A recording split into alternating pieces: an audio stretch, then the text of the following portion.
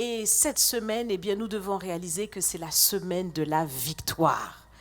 Donc une semaine que le Seigneur ouvre devant nous après la semaine de la consécration.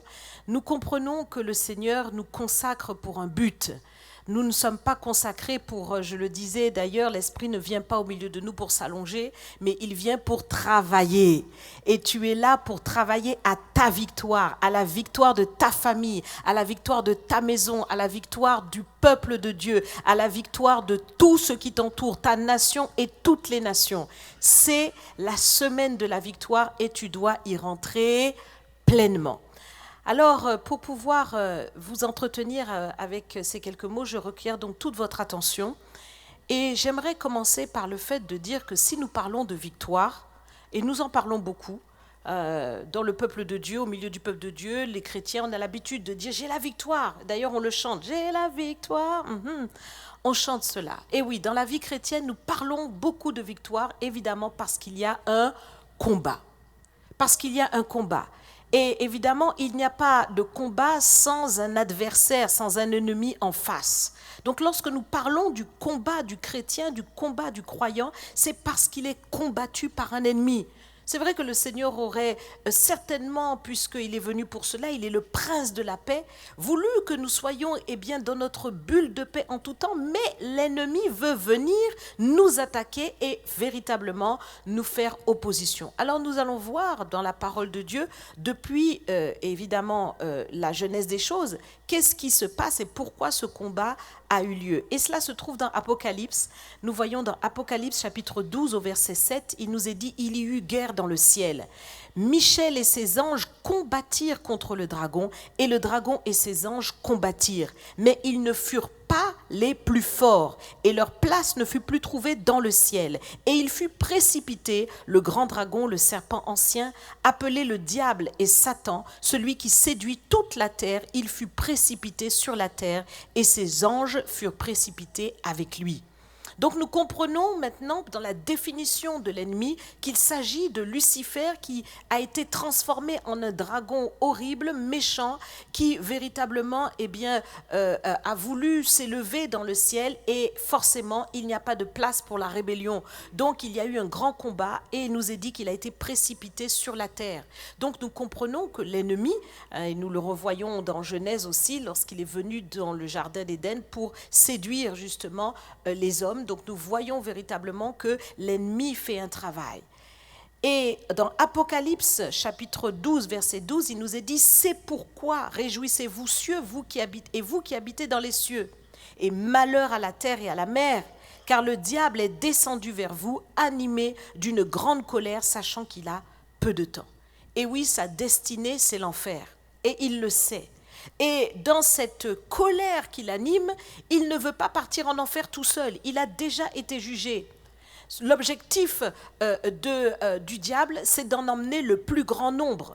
Et donc il fait tout pour pouvoir véritablement faire du mal à l'être humain pour essayer évidemment de l'entraîner avec lui dans sa chute. Mais Jésus-Christ qui est venu, qui est notre sauveur, qui est véritablement celui qui nous délivre de la mort, qui nous délivre de l'enfer, il faut réaliser que lui a déjà remporté la victoire pour chacun d'entre nous qui croyons en lui. Et le Seigneur qui nous a donné cette victoire veut nous rendre participants de cette victoire. Donc j'avais déjà eu l'occasion de le dire. C'est véritablement comme le lion qui a déjà terrassé l'ennemi et qui laisse à son petit un peu de vie à son ennemi pour lui permettre en fait, pour que le petit puisse lui aussi devenir véritablement un lion. Au travers alors qu'il est un lionceau, mais au travers du combat, il se définit comme un lion aussi. Et il rentre dans son, si vous voulez, dans son âge adulte ayant été entraîné. Eh bien, c'est véritablement ce que le Seigneur fait avec nous. Il nous a donné la victoire. Et la victoire que le Seigneur nous a donnée est totale. Dans Colossiens chapitre 2, verset 13, il nous est dit « Vous qui étiez morts par vos offenses et par l'incirconcision de votre chair, il vous a rendu à la vie avec lui. en nous faisant grâce pour toutes nos offenses, il a effacé l'acte dont les ordonnances nous condamnaient et subsistaient contre nous. Et il l'a détruit en le clouant à la croix. Il a dépouillé les dominations et les autorités. Il les a livrées publiquement en spectacle, en triomphant d'elles par la croix. Il a triomphé. Il a triomphé de l'ennemi de nos âmes. Et il faut que tu réalises que ce triomphe est réel. Ça veut dire que la victoire que le Seigneur a acquise pour toi, c'est une victoire pour toute ta vie, pour toute l'éternité. L'ennemi avait le pouvoir, et effectivement, il est puissant. Il avait le pouvoir de t'entraîner en enfer. Mais Jésus-Christ a anéanti cet ennemi pour toi. Il te donne la vie et la vie en abondance, et il te donne cette victoire. Il a dépouillé tous les anges qui sont aujourd'hui des autorités, des dominations, tous ces démons, toutes sortes d'esprits, il les a livrés publiquement en spectacle, en triomphant d'elles par la croix. Et il nous rend donc maintenant participants de cette victoire. Dans Apocalypse chapitre 12, verset 11, il nous est dit, ils l'ont vaincu à cause du sang de l'agneau et à cause de la parole de leur témoignage. Et ils n'ont pas aimé leur vie jusqu'à craindre la mort. Donc nous voyons vraiment que par le fait que nous-mêmes, nous nous positionnons dans la foi, nous rentrons dans la puissance du sang de Jésus et c'est ainsi que nous aussi, nous sommes vainqueurs sur l'ennemi. Nous sommes plus que vainqueurs même. Et il nous dit que nous sommes vainqueurs sur l'ennemi non seulement par le sang de Jésus, mais aussi par la parole de notre témoignage. C'est pourquoi je te le dis, n'oublie pas de témoigner. Amen. N'oublie pas d'ouvrir ta bouche pour témoigner de la puissance de Jésus-Christ, parce que c'est aussi ta victoire. Si tu ne le fais pas, tu ne rentres pas pleinement dans ta victoire. Il faut vraiment réaliser cela, parce que la victoire du croyant, c'est à la fois le sang de Jésus, mais aussi la puissance du témoignage. Amen. Très important. Et il nous est dit que nous sommes oppressés de toutes parts. Parce que, évidemment, l'ennemi est animé d'une grande colère. Il ne va pas rester là à nous regarder. Il sait qu'il est déjà vaincu. Sa tête a été écrasée selon la prophétie qui avait déjà été déclarée depuis Genèse. Dieu avait déjà ordonné que la descendance de la femme, c'est-à-dire Jésus-Christ, puisse écraser la tête de l'ennemi. Mais sa queue remue. Sa tête est écrasée et sa queue remue. Et effectivement, c'est ce que nous voyons, toutes les oppressions que nous pouvons subir. Mais dans Romains chapitre 8, verset 37, il nous est dit, mais dans toutes ces choses, est-ce qu'il est dit dans quelque chose? Est-ce qu'il est dit dans certaines choses? Est-ce qu'il est dit dans un peu de choses? Est-ce qu'il est dit même dans beaucoup de choses? Il est dit dans toutes ces choses. Et il faut que tu réalises que tu as des combats. Fais le compte de tous les combats dans ta vie, parce qu'il y en a, il y a des oppositions de toutes sortes. Et tu vois cela dans ta vie personnelle, dans ta vie de couple, dans ta vie familiale, dans ta vie financière, dans ta vie professionnelle, dans tous les domaines. Et en tant que croyant, en tant que ministère, sur le plan collectif, nous voyons aussi les combats. Nous voyons les combats pour le peuple de Dieu. Nous voyons qu'il y a des combats parce qu'il y a le peuple qui a besoin de guérison, besoin de délivrance. Tout ça, c'est un combat qu'il faut mener. Nous voyons qu'il y a besoin de témoigner, il faut aller dans les villes, mais nous voyons aussi toute l'opposition. Nous avons besoin d'organiser le ministère, mais nous voyons combien ça peut être difficile. Mais le Seigneur nous dit ceci, dans toutes ces choses, nous sommes plus que vainqueurs par celui qui nous a aimés. Car j'ai l'assurance, nous dit l'apôtre Paul, que ni la mort, ni la vie, ni les anges, ni les dominations, ni les choses présentes, ni les choses à venir, ni les puissances, ni la hauteur, ni la profondeur, ni aucune créature ne pourra nous séparer de l'amour de Dieu manifesté en Jésus-Christ notre Seigneur. Rien ne peut te séparer de lui. Et nous l'avons chanté, si Dieu est avec nous, qui sera contre nous? Donc l'amour du Seigneur qui est inséparable, qui est inébranlable, qui ne peut pas se départir de nous, cet amour qui nous étreint, l'amour de Jésus-Christ, nous rend plus que vainqueurs en toutes choses. Tu dois le réaliser. Parce que bien souvent, lorsque tu es dans tes combats au quotidien, tu peux tomber dans la dépression, dans le découragement, en te disant, mais comment je vais faire face à cette grande montagne? Comment je vais faire par rapport à ce géant? Sache que tu es plus que vainqueur. Lorsque tu regardes les situations qui s'amoncellent dans ta vie, lorsque tu regardes que ton compte en banque a du mal à se remplir, mais dis qu'en toute chose, je suis plus que vainqueur. Tu es plus que vainqueur. Et le Seigneur te montrera cette victoire si toi-même tu apprends à rentrer dans cette victoire. 1 Corinthiens 15 nous dit, mais grâce soit rendue à Dieu qui nous donne la victoire par notre Seigneur Jésus-Christ. Donc ne pense pas à tes méthodes à toi. Amen. Ne pense pas à tes solutions à toi, mais pense au Seigneur Jésus-Christ qui est dans ta vie, qui lui a le pouvoir de te rendre victorieux dans toutes ces choses. Parce que parfois tu veux faire comme le monde, tu veux essayer de te débrouiller par toi-même, mais sache que tu as la victoire par le Seigneur Jésus-Christ. C'est par lui que tu as cette victoire. Et donc maintenant c'est très important pour toi, premièrement, de combattre. Parce que on peut être là face à la situation et refuser de combattre. On te dit prie, on te dit jeûne, on te dit mets-toi dans la prière, rentre dans ce programme, par exemple de 21 jours de prière. On te dit vas-y, prie, invoque le Seigneur et tu restes là. Et puis tu souffres. Non, lève-toi. Lève-toi face à cette chose qui s'oppose à toi. Lève-toi et apprends à rester debout. Parce que le Seigneur veut que tu puisses comprendre que tu es plus que vainqueur, que tu as le dessus et qu'en fait, c'est Satan qui a peur de toi. Il faut que tu le réalises. Un jour, j'étais dans la prière, j'étais en prière pour chercher la face de Dieu. Vraiment, je demandais au Seigneur de se révéler à moi et le Seigneur a commencé à me parler. Et le Seigneur m'a dit, il faut que tu saches une chose. Tu ne dois avoir peur de rien, ni de personne. Parce qu'il y en est un qui a peur, c'est Satan. Satan a peur de toi. Satan a peur de toi. Tu n'as pas à avoir peur. Et quand le Seigneur a commencé à m'instruire sur ces choses, j'ai compris. J'ai compris parce que lorsque tu as un combat, lorsqu'il y a des combats, il faut que tu te positionnes dans la position du vainqueur. Tu ne peux pas partir dans un combat, toi qui es vainqueur, en défaite, en défaitiste. Non! Il faut réaliser que si tu veux remporter cette victoire qui a déjà été gagnée par le Seigneur, mais qui veut te rendre participant de cette victoire, toi-même tu dois savoir que tu pars comme lui en vainqueur pour vaincre. Quand Jésus est venu sur la terre pour aller à la croix, il savait qu'il irait jusqu'au bout et qu'il aurait cette victoire sur l'ennemi. Il est parti en vainqueur pour vaincre. Et donc toi aussi, tu dois apprendre à rentrer dans l'état d'esprit du vainqueur. Il y a un état d'esprit du vainqueur et il faut que cela te caractérise. Le vainqueur a une attitude, il a un comportement et nous allons le voir tout à l'heure. Mais avant que nous puissions rentrer dans cette partie, j'aimerais d'abord te dire que tu dois te lever dans le combat. Tu ne dois pas le refuser parce que le combat s'impose à toi. Il vient dans tous les domaines de ta vie.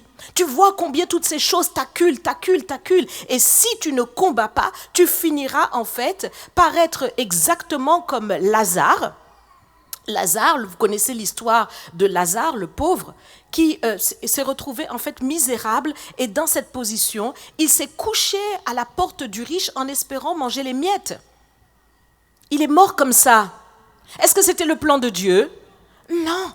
Mais il est mort misérable, malade. Pourquoi? Parce qu'il ne s'est pas levé. Il aurait dû être à la porte du temple, non pas à la porte du riche. Mais il s'est positionné à la porte du riche, il a espéré, il a compté sur l'homme au lieu de compter sur Dieu.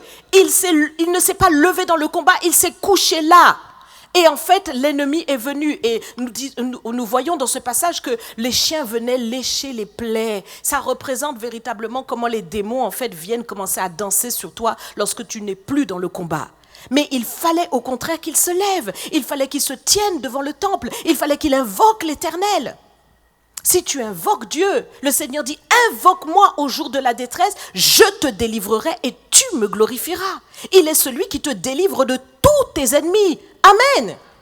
Et donc, effectivement, rentre dans le combat. Il nous est dit dans Éphésiens chapitre 6, au reste, au verset 10, fortifiez-vous dans le Seigneur. Voyez, donc ne reste pas couché sur ta douleur, ne reste pas affalé là dans ta tristesse, dans ton découragement, cela ne sert à rien. Arrête de t'apitoyer sur toi, arrête de pleurer que voilà ce qui m'arrive, que je n'arrive pas, etc. Arrête ça.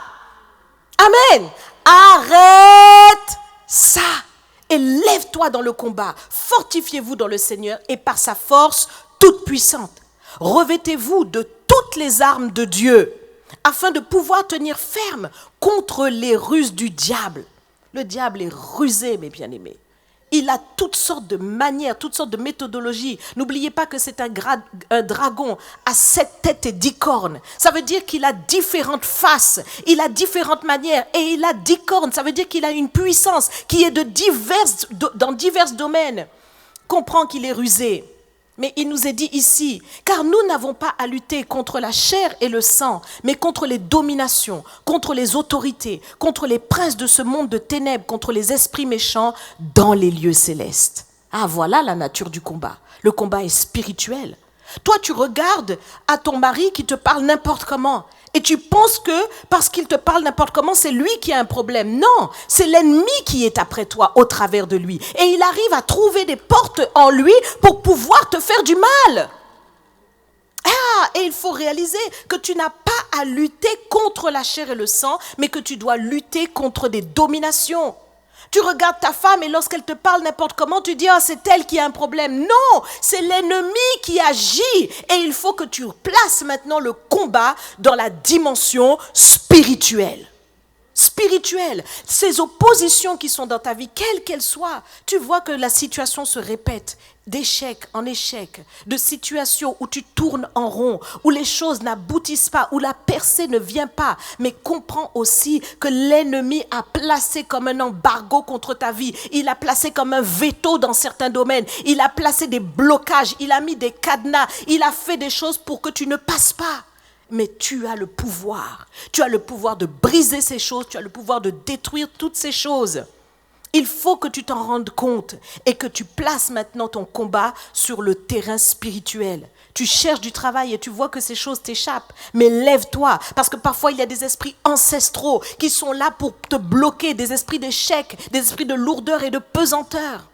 Ces esprits agissent non seulement contre toi pour faire en sorte qu'on ne te voit pas, mais ces esprits agissent aussi sur toi pour t'alourdir. Et tu as du mal à faire les choses.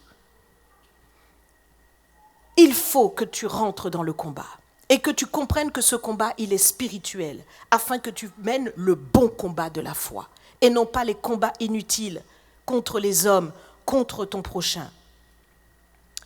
Vous savez, quand vous voulez vous battre, chacun choisit son camp. Ben oui, quand vous avez un combat, il faut être dans le camp. Lequel? Le camp du vainqueur. Donc forcément, tu dois véritablement vérifier avant de rentrer dans ce combat que tu as les 2 pieds avec Jésus-Christ. Il faut que tu prennes véritablement position dans le camp du vainqueur. Parce que c'est alors que lorsque tu vas combattre, que tu ne fendras pas l'air avec l'autorité que tu vas prendre, mais tu seras véritablement en train d'asséner des coups à l'ennemi. C'est important pour toi d'être positionné dans le camp de la victoire. Et il faut véritablement que tu prennes toutes les armes. Et il y a une arme essentielle, celle du nom de Jésus, qui doit véritablement t'imprégner jusque dans ton esprit. Même lorsque tu dors, ce nom doit sortir dans tes rêves lorsque tu vois un esprit qui vient pour essayer de t'étouffer ou quoi que ce soit que tu vois dans ton sommeil, tu vois des choses bizarres et tu n'as pas la force de dire au nom de Jésus. Comprends que ça te demande maintenant d'imprégner ce nom jusqu'au plus profond de ton âme. Les 70 revinrent avec joie dans Luc 10, verset 17. Ils revinrent avec joie disant « Seigneur, les démons même nous sont soumis en ton nom. » Jésus leur dit « Je voyais Satan tomber du ciel comme un éclair. Voici, je vous ai donné le pouvoir de marcher sur les serpents, sur les scorpions et sur toute la puissance de l'ennemi. Et rien ne pourra vous nuire. » Est-ce que tu réalises cette parole? Je pense que des fois, le peuple de Dieu ne réalise pas. Parce que la façon dont le peuple peut être aussi découragé que ce monde, la façon que certains peuvent être aussi autant en dépression que ce monde, me démontre que certains enfants de Dieu n'ont pas compris que Jésus t'a déjà donné toute la victoire. Il dit, je vous ai donné le pouvoir de marcher sur les serpents, sur les scorpions. Donc tu as un pouvoir et il faut le prendre. Il te dit sur toute la puissance de l'ennemi. Donc cite les choses qui te résistent. Sache qu'elles sont déjà sous tes pieds. Le Seigneur t'a déjà donné le pouvoir là-dessus, toute la puissance de l'ennemi. Et il te dit, rien ne pourra vous nuire. Rien. Rien. Rien. Donc il n'y a rien qui puisse te résister. Le Seigneur dit, nul ne te résistera, nul ne tiendra devant toi tant que tu vivras. Tu dois le réaliser. Et donc, c'est à toi maintenant de te lever avec cette foi dans la parole de Dieu pour mettre cette parole en pratique et utiliser l'autorité du nom de Jésus qui a tout pouvoir dans le ciel, sur la terre et sous la terre. Mon ami, Dieu te donne un pouvoir comme celui-là. Dieu te donne le pouvoir de dominer sur toute chose par le nom de Jésus-Christ et tu ne l'utilises pas. Le nom qui a tout pouvoir, il te donne autorité sur ces esprits. Il te donne autorité sur la maladie. Il te donne autorité sur la peur. Il te donne autorité sur les oppositions. Il te donne autorité sur le passé. Il te donne autorité sur tout ce que tu as traversé. Il te donne autorité pour que tu te lèves selon le plan de Dieu. À ton travail, dans ta vie professionnelle, dans ta famille, il te donne autorité. Et dans Apocalypse chapitre 3 verset 21, le Seigneur dit « Celui qui vaincra ». Celui qui vaincra. Voyez? Donc si tu ne combats pas, regarde le risque dans lequel tu tombes. Celui qui vaincra, je le ferai asseoir avec moi sur mon trône. Comme moi j'ai vaincu et me suis assis avec mon Père sur son trône. Donc si tu ne remportes pas ces victoires-là, si tu ne vaincs pas, eh bien sache que tu ne pourras pas être assis avec le Seigneur sur son trône. Ce qui est terrible. Donc, j'aimerais véritablement que le peuple de Dieu se lève dans une foi, dans une détermination pour combattre, en sachant que c'est la position de son éternité qu'il détermine dès maintenant. Par ton positionnement à vouloir cette victoire, c'est véritablement ta destinée éternelle que tu détermines. Tu détermines ta position dans le monde spirituel, tu détermines le fait d'être assis avec le Seigneur sur son trône. Quelle grâce! Quelle grâce! Il faut vaincre. Donc cela te demande, comme je le disais tout à l'heure, l'attitude du vainqueur. D'avoir le courage de ne pas s'affaiblir en chemin pendant que l'ennemi fait toutes ses simagrées. Tu ne dois pas avoir peur. Non, n'aie pas peur, parce que l'ennemi est déjà vaincu. Mais tu dois être déterminé. Et dans cette détermination, cela signifie qu'il y a une persévérance qui s'installe en toi. Ce n'est pas un combat d'un jour, c'est un combat de toute une vie. Toute une vie, l'ennemi te combattra en espérant pouvoir t'attirer avec lui en enfer. Toute ta vie, il va être acharné. Et vous savez qu'on ne jette pas des pierres sur un mauvais arbre. On les jette sur un bon arbre, un arbre qui porte du fruit. Donc lorsque tu vois que l'ennemi s'acharne après toi, sache que tu es quelqu'un de précieux. Tu es quelqu'un de spécial. Tu es vraiment la bonne personne en fait. C'est exactement ça. Il voit très bien qu'il y a quelque chose de particulier en toi. C'est pourquoi il s'acharne comme ça. Comprends ce qui se passe. Mais toi, tu dois être déterminé. Tu dois avoir une persévérance malgré l'ampleur du combat. Tu ne dois pas être effrayé devant cette ampleur-là. Il doit y avoir une force spirituelle qui t'anime. C'est cette foi, en fait, qui te rend fort face au combat. Le combat, en fait, qui est devant toi va déterminer ton identité. Tu vas te révéler comme un vaillant héros, comme une vaillante héroïne, parce que tu es quelqu'un qui sait que le combat appartient à l'Éternel. C'est lui, la victoire appartient à l'Éternel et que c'est lui qui te donne la victoire. Amen. Il faut aussi qu'il y ait une maturité spirituelle qui rentre en toi. Cette maturité spirituelle, c'est un discernement et une intelligence dans le combat que tu traverses. Quand tu regardes véritablement à tous ceux qui nous ont précédés et que nous regardons dans la Bible, nous voyons que David était animé d'une sagesse divine pour savoir que Goliath, malgré sa grandeur, sa hauteur, il fallait prendre la fronde pour l'anéantir d'un seul coup de pierre. C'est une sagesse qui te vient de savoir exactement ce qu'il faut faire au bon moment. Amen. Il te faut cela. C'est cette intelligence du combat. Nous voyons Josué qui, face à Jéricho, ne se dit pas je vais essayer de trouver les plus belles catapultes pour pouvoir essayer d'enfoncer ces murs. Mais au contraire, il fait écoute.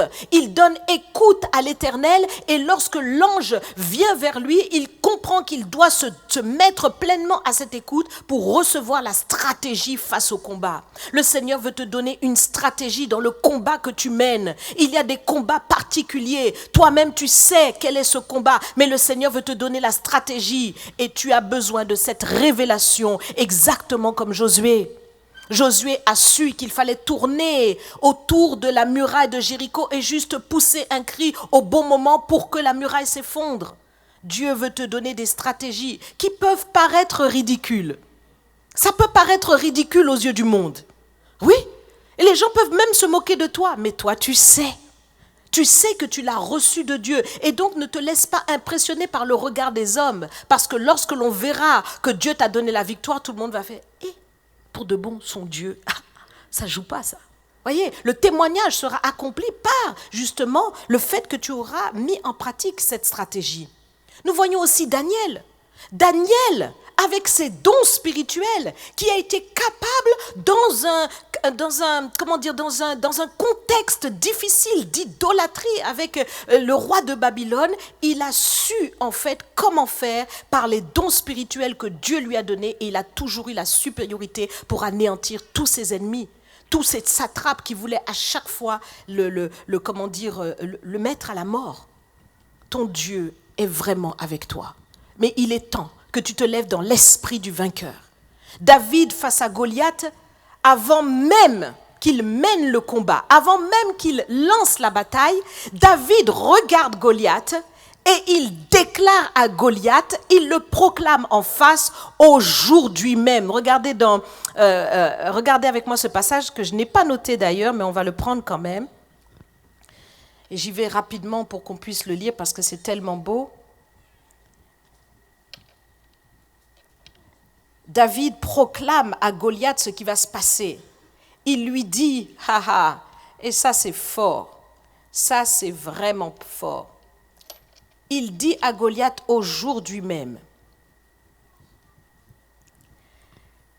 Donc dans 1 Samuel chapitre 17, au verset 45, David dit aux Philistins, tu marches contre moi avec l'épée, la lance et le javelot, et moi, je marche contre toi au nom de l'Éternel des armées, du Dieu de l'armée d'Israël que tu as insulté. Aujourd'hui, l'Éternel te livrera entre mes mains. Je te battrai et je te couperai la tête. Aujourd'hui, je donnerai les cadavres du camp des Philistins aux oiseaux du ciel et aux animaux de la terre. Et toute la terre saura qu'Israël a un Dieu. Voyez, donc David n'est pas désarçonné par la hauteur du combat, par l'ampleur du géant qu'est Goliath, mais il est impressionné par la puissance et la toute-puissance de son Dieu. Aujourd'hui, tu dois regarder ton problème comme tout petit, encore plus petit, écrase-le bien. Ton problème n'est rien face à la grandeur de ton Dieu qui a tout créé. Mais il est temps pour toi de te lever dans le combat, de te lever dans le camp du vainqueur, de te lever dans l'esprit du vainqueur, de te lever avec force, avec fermeté et de faire comme David, de proclamer une parole. Parce que la puissance est dans la parole. L'épée, nous parlons de l'épée de l'esprit. Il y a une épée de la chair, mais il y a une épée de l'esprit. L'épée de l'esprit, c'est une épée que tu utilises dans la bouche. Jean l'a vu. Il a vu Jésus dans toute sa gloire et il a vu qu'il y avait une épée à double tranchant qui sortait de sa bouche. C'est cette épée-là que tu dois maintenant manier. Tu dois prendre autorité. Là où tu étais timoré d'ouvrir la bouche, maintenant ouvre ta bouche et proclame avec autorité. Prends autorité sur toutes les situations et vas-y à fond. Et tu verras que ça fonctionne vraiment. Parce que l'ennemi ne peut pas tenir face à ces choses, face à la puissance du nom de Jésus. Oui, tu es plus que vainqueur. Oui, tu dois comprendre comment ça fonctionne et tu dois rentrer dans cette victoire. Cette victoire est pour toi. Cette victoire, Jésus l'a acquise à un grand prix. Tu ne dois pas dormir à côté de cette victoire, mais rentre dans cette victoire-là. Ne laisse pas la paresse, ne laisse pas la lourdeur t'empêcher d'expérimenter la victoire de ton Dieu. Cette attitude du vainqueur doit te caractériser face à tous tes combats. Alors si tu le comprends ce matin, je te demande de te lever sur tes deux pieds et de remercier par tes acclamations le Seigneur pour la victoire qu'il t'a donnée. Je t'ai pas dit de me remercier moi. Je te dis de remercier Jésus qui t'a rendu en toutes choses. Je dis toutes choses, il t'a rendu plus que vainqueur. Mets le nom de la situation dedans et remercie le Seigneur pour la victoire qu'il t'a acquise. Il a fait de grandes choses, Jésus. Il a livré les dominations, les autorités, les principautés, les puissances de l'air. Il a fait cela pour toi afin de te rendre vainqueur. Il t'a dit que rien ne peut te nuire. Il t'a dit, je t'ai donné le pouvoir de marcher dessus. Et au nom du Seigneur, tu marches maintenant contre toute forme d'opposition. Et à celui qui vaincra, il fera de toi quelqu'un qui sera assis sur le trône. Il fera quelqu'un qui sera celui qui règne avec Jésus. Acclame-le bien. Parce que ce n'est pas peu de choses que de remporter cette victoire pour nous. Oh oui, il a souffert. Son sang a coulé. Son sang a coulé. Son sang a coulé pour anéantir, pour effacer l'acte dont les dispositions étaient contraires à ta vie. Et il a ordonné par ce sacrifice à la croix que l'ennemi soit sous tes pieds. Il est sous tes pieds et il a déjà peur de toi. Il a peur que tu te lèves. Il a peur que tu te lèves dans le combat. Il a peur que tu te lèves dans la foi. Il sait qu'il doit déguerpir au nom de Jésus qui agit dans ta bouche. Il le sait. Il sait qu'il n'a plus aucun droit sur ta vie. Il sait qu'il n'a plus le droit. Alors lève-toi maintenant avec cette force. Lève-toi, vaillant héros. Lève-toi, vaillante héroïne. Lève-toi. Ne laisse pas l'ennemi dire quoi que ce soit d'autre à ton oreille. Ne laisse pas l'ennemi te dire que tu n'as pas le pouvoir. Ne laisse pas l'ennemi t'écraser sous le joug de l'esprit de mort. Mais au contraire, lève-toi. Lève-toi avec force. Oh oui, le Seigneur sait qui tu es. Il sait qui tu es. Il le sait depuis avant la fondation du monde. Il a ordonné sur toi que tu sois plus que vainqueur. Il a ordonné sur toi que tu sois cet homme, cette femme de victoire qui doit régner. Alléluia. Oui, tu es le fils. Tu es la fille du Seigneur. Tu es comme le maître. Tu es celui qui part en vainqueur pour vaincre. Alléluia. Donne gloire à ton Dieu. Donne gloire à ton Dieu pour cette victoire dans ta famille. Donne gloire à ton Dieu pour cette victoire dans ta maison. Donne gloire à ton Dieu pour cette victoire dans ta vie professionnelle. Donne gloire à ton Dieu pour cette victoire pour le réveil de la France. Donne gloire à ton Dieu pour cette victoire. Oui, ce n'est pas une victoire individuelle seulement. Ça, c'est peu de choses. Mais c'est une victoire collective. Une victoire collective. Une victoire du royaume de Dieu. Une victoire de la gloire de Dieu manifestée à cette génération. Donne gloire au Seigneur. Élève-le bien s'il te plaît, car il le mérite. Il mérite les acclamations. Il le mérite pour ce qu'il a fait pour nous. Satan n'a plus de part. Satan n'a plus d'ombrage. Il ne peut plus rien contre nous. Il est déjà défait. Il est déjà en train de ramper dans la fuite. Il s'en va. Il s'en va. Il s'en va loin de toi. Oui, la Bible dit, soumettez-vous à Dieu. Résistez au diable et il fuira loin de vous. Il ne fuira pas à côté. Il fuira loin de vous. Il fuit loin parce qu'il a peur. Il a peur de toi. Il fuit loin parce qu'il a peur de toi. Alléluia. Alléluia. Je veux voir un peuple en colère contre l'ennemi. Pas en colère contre toi. Pas en colère contre ceux qui t'ont fait du mal. Mais en colère contre l'ennemi de ton âme. Lève-toi bien en colère contre lui pour marcher sur toute la puissance de l'ennemi. Alléluia. Jésus est Seigneur. Jésus est vainqueur. Qui es-tu, grande montagne? Devant Zorobabel, tu seras aplani. Tu seras aplani. Cette montagne ne peut pas tenir. Elle ne peut pas tenir devant toi. Elle sera aplanie. Que le nom du Seigneur soit glorifié. Amen.